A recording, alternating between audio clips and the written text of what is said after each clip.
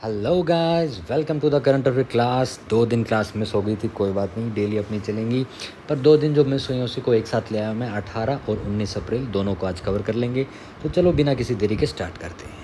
World heritage day 18 अप्रैल को मनाया जाता है। इस दिन को हम मनाते हैं ह्यूमन हेरिटेज और रिकॉग्नाइज करने के लिए। बहुत सारी ऑर्गेनाइजेशन ने काम किया है अपने पुरातत्विक यानी कि हेरिटेज चीज़ों को बचाने के लिए, और थीम जो इस बार की रही है वो हेरिटेज चेंजेस रही है। पहले क्वेश्चन की तरफ बढ़ते हैं।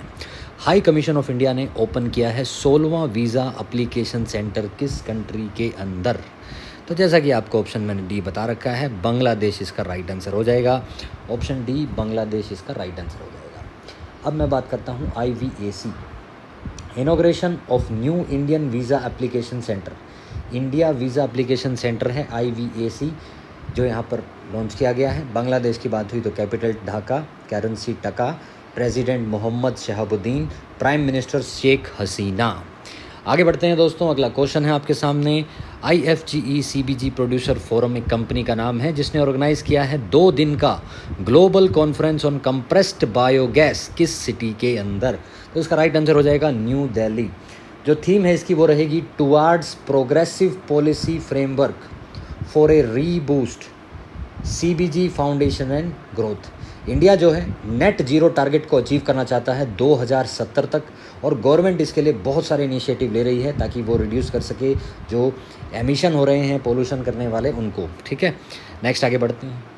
नेक्स्ट क्वेश्चन है डिजिटल हेल्थ समिट 2023 जो है ऑर्गेनाइज किया गया jointly by confederation of Indian industry CII and ministry of health and family welfare किस सिटी के अंदर? तो आंसर हो जाएगा इसका पणजी।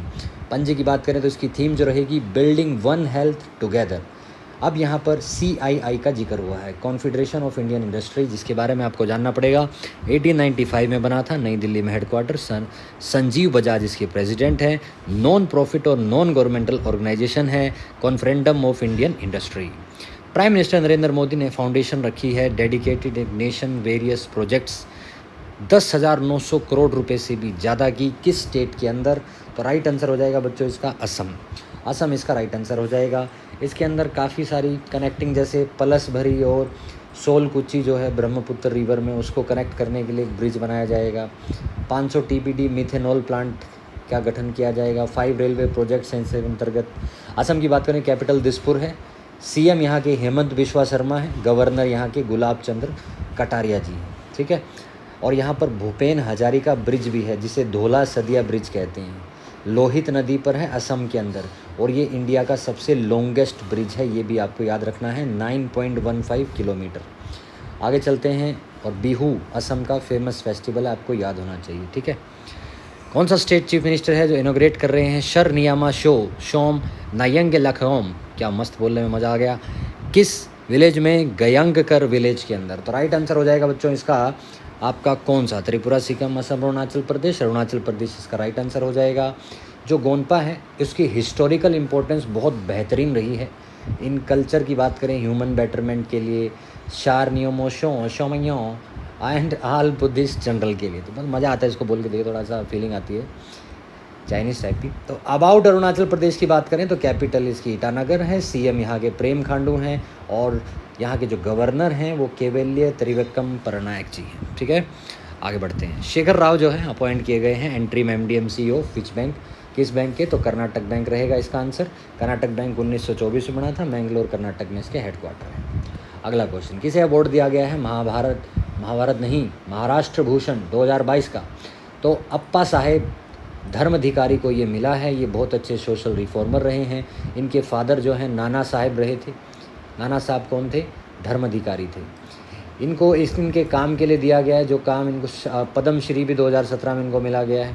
इन्होंने, आप जान के हैरानी मानेंगे, 36,61,611 पेड़ लगाए हैं 2015 से 2021 के बीच में। लो भाई, ये हुई ना असली दमदार बात, क्या बात है, गजब। आगे बढ़ते हैं। फेमिना मिस इंडिया, देवी जी यहाँ जो खड़ी हैं, बहुत बहुत शुभकामनाएं इन्हें। ये जीती हैं फेमिना मिस इंडिया वर्ल्ड 2023 का क्राउन। क्या नाम है इनका? इनका नाम है नंदिनी गुप्ता। 19 साल की हैं ये, कोटा राजस्थान से आती हैं। ठीक है। और इनके बारे में आपको ये जानना है कि 59th एडिशन हुआ था फेमिना मिस इंडिया का, इस बार मणिपुर के अंदर। कहाँ पर हुआ था? मणिपुर में। अगला क्वेश्चन है, who has been awarded prestigious Pravasi Bharatiya सम्मान किसको मिला है? राज सुब्रमण्यम। अयो, राज सुब्रमण्यम को मिला है कौन सा अवार्ड? प्रवासी भारतीय सम्मान अवार्ड। कहाँ से हैं ये आपको जानना पड़ेगा। तो ये आपके यूएस बेस्ड हैं, वहाँ से इनको ये दिया गया है। प्रवासी भारत मतलब 9 जनवरी को मनाया जाता है आपका NRI डे जिसको कहते हैं, ठीक है। तो ये अगले क्वेश्चन की तरफ बढ़ते हैं। इसमें नेक्स्ट क्वेश्चन हमारा जो रहने वाला है वो आपका क्या रहेगा? नेक्स्ट क्वेश्चन है आपका, इनमें से कौन सी कंट्री है जो इंडिया की बिगेस्ट ट्रेडिंग पार्टनर बनी है फाइनेंशियल ईयर 2023 में गवर्नमेंट डाटा के अनुसार? तो आंसर हो जाएगा यूएसए। भारत और यूएसए के बीच में 7.65% का व्यापार जो है वो बढ़ गया है और सबसे ज़्यादा हम इन्हीं के साथ व्यापार करते हैं। कौन सी कंट्री है जो वर्ल्ड की फोरमोस्ट नेक्रो स्टेट बनी है? तो सीरिया इसका राइट आंसर होएगा। सीरिया जो है वर्ल्ड की फोरमोस्ट नेक्रो स्टेट बन गई है। इकोनॉमिक सर्वाइवल के लिए वो हैवीली डिपेंड करते हैं प्रोडक्शन एंड एक्सपोर्ट पे, किसके? कैप्टेगोन के। कैप्टेगोन क्या है? पुअर मैन कोक कहते हैं इसको, पुअर मैन कोक, गरीब आदमी का कोक कहते हैं। सीरिया की बात करूँ तो डमस्कस इसकी कैपिटल है। साइरियन पाउंड यहाँ का करेंसी है। अरेबिक यहाँ की ऑफिशियल लैंग्वेज है और एशिया में सीरिया पड़ता है। किसने इनॉग्रेट किया है steel 2023 at the Mumbai exhibition centre in Goregaon Mumbai? तो इसका राइट आंसर रहने वाला है बच्चों आपका ज्योतिरादित्य सिंधिया। ज्योतिरादित्य सिंधिया ने इसको इनॉग्रेट किया है, तो आप याद रखेंगे इसको। अगर मैं बात करूं FICCI, उसकी मदद से और कॉमर्स मिनिस्ट्री की मदद से ये प्रोग्राम इस्टेब्लिश किया गया था। FICCI क्या होता है? Federation of Indian chambers of commerce and industry. 1927 में बना था, नई दिल्ली में हेडक्वार्टर हैं FICCI के, ठीक है। दिलीप चिनॉय इसके सेक्रेटरी जनरल हैं और DG इसके मोनीदीपा मुखर्जी हैं और प्रेसिडेंट हैं इसके शुभ्रकांत पांडा। ये आपको याद रखना है, ठीक है। कौन सी कंट्री है जिसने पार्टनर किया है 20 साउथ कोरियन फर्म्स के साथ इलेक्ट्रॉनिक्स मैन्युफैक्चरिंग हब लगाने के लिए इंडिया में? तो राइट आंसर हो जाएगा वेदांता ग्रुप। क्या आंसर हो जाएगा? वेदांता ग्रुप इसका आंसर हो जाएगा, जिससे भारत में करीब 8,000 लोगों को काम मिलेगा अलग अलग रीजन के अंदर। Space economic leader MET meet under the G20 summit कहाँ पर ऑर्गेनाइज किया गया? शिलोंग में ऑर्गेनाइज करा गया। तो G20 शेरपा अमिताभ कांत जो हैं union minister of state, doctor Jitendra Singh जो हैं और जो CM है कोनार्ड के संगमा, इन्होंने इसमें पार्टिसिपेट किया था। Defence DRDO research and development organisation academic centre of excellence has been inaugurated in which IIT? तो IIT हैदराबाद में ये किया गया है। ये जो है बिगेस्ट फैसिलिटी है पूरी कंट्री के अंदर। जो DRDO है उसके chairman doctor Sameer V Kamant हैं, इन्होंने इस कैंपस को ऑर्गेनाइज़ किया है तेलंगाना IIT हैदराबाद के अंदर। ये आपको याद रखना है। ये IITH is the largest centre among 15 COEs in the country, ठीक है। ये आपको ध्यान रखना है। 10 दिनों का long cultural extravaganza Saurashtra Tamil Sangam has begun in which city? कौन से स्टेट में? गुजरात में ये इनॉग्रेट किया गया है। राजनाथ सिंह ने इसको इनॉग्रेट किया था। वहाँ की जो गवर्नर है तो वहाँ पे गवर्नर आपको कमेंट सेक्शन में लिख के बताना है। CM तो गुजरात के होंगे भूपेंद्र पटेल, जो गवर्नर हैं गुजरात के वो कमेंट सेक्शन में लिख कर बताइएगा, ठीक है। A से स्टार्ट होता है उनका नाम। गुजरात की कैपिटल गांधीनगर है, ये आपको पता होना चाहिए, ठीक है। फोक डांस गरबा वगैरह है यहाँ पर, ये आपको याद होना चाहिए। नेक्स्ट है कम्बन पनीर तरचाई, जिसको हम कम्बन ग्रेप्स भी कहते हैं। देखो शानदार ग्रेप्स, क्या मज़ेदार ग्रेप्स लग रहे हैं भाई, मन करता है इसे तोड़ ले वीडियो से इसको। रिसीव किया है GI टैग कम्बन ग्रेप जो है, कौन से स्टेट के ग्रेप है? तो तमिलनाडु इसका राइट आंसर हो जाएगा, ठीक है।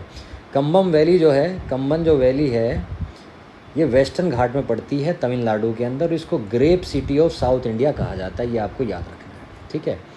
थिनई डिस्ट्रिक्ट जो है पनीर तिरचई का सबसे बड़ा ग्रेप ग्रोइंग एरिया है इस वाले ग्रेप का। तो जो पनीर ग्रेप्स हैं वो पहले तमिलनाडु में उगाए गए थे फ्रांसीसियों के द्वारा 1832 में, ठीक है। ये आपको याद रखना है। नेक्स्ट आ जाएगा, इनमें से कौन सा ऑर्गेनाइजेशन है जो लॉन्च कर रहा है पायलट मिशन, जिसका नाम है 50K EV4 for better financing terms in electric vehicle में फाइनेंस को देने के लिए? तो कौन सा है वो? तो हो जाएगा आंसर SIDBI हो जाएगा इसका राइट आंसर, ठीक है। SIDBI 2 व्हीलर हो, 3 व्हीलर हो, 4 व्हीलर हो, सबको डायरेक्ट एंड इनडायरेक्ट लैंडिंग इसके अंदर दी जाएगी। SIDBI की बात करें तो small industrial development bank of India है। 2 अप्रैल 1990 में बना था, लखनऊ में हेडक्वार्टर है। चेयरमैन इसके शिवा S रमन हैं, ये आपको याद रखना है। अगला क्वेश्चन है, इनमें से कौन सा बैंक है जो री इंट्रोड्यूस करेगा 400 डेज के Amrit Kalash retail term fixed deposit scheme. Fixed deposit scheme को वो आपका लॉन्च करने वाला। तो राइट आंसर हो जाएगा state bank of India, option number A. State bank of India की बात की जाए तो स्टेट बैंक ऑफ इंडिया 1955 में बना था, ये आपको याद होना चाहिए, और मुंबई में हेडक्वार्टर है। दिनेश कुमार खारा यहाँ की इसके चेयरमैन हैं। अगला आ जाता है, कौन क्वालिफाई किया है एशियन गेम्स में सेकंड लॉन्गेस्ट जंप इंडिया के इतिहास में। तो ये शैली सिंह हैं, जो ये खिलाड़ी आपको नज़र आ रही हैं इसमें, शैली सिंह इनका नाम है। इन्होंने जीता है ये सेकंड हाईएस्ट मतलब एशियन गेम्स में खेलने का अवार्ड।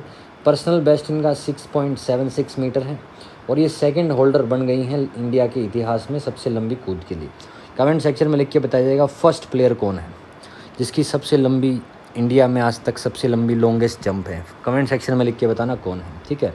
तो आज के लिए बच्चों इतना ही।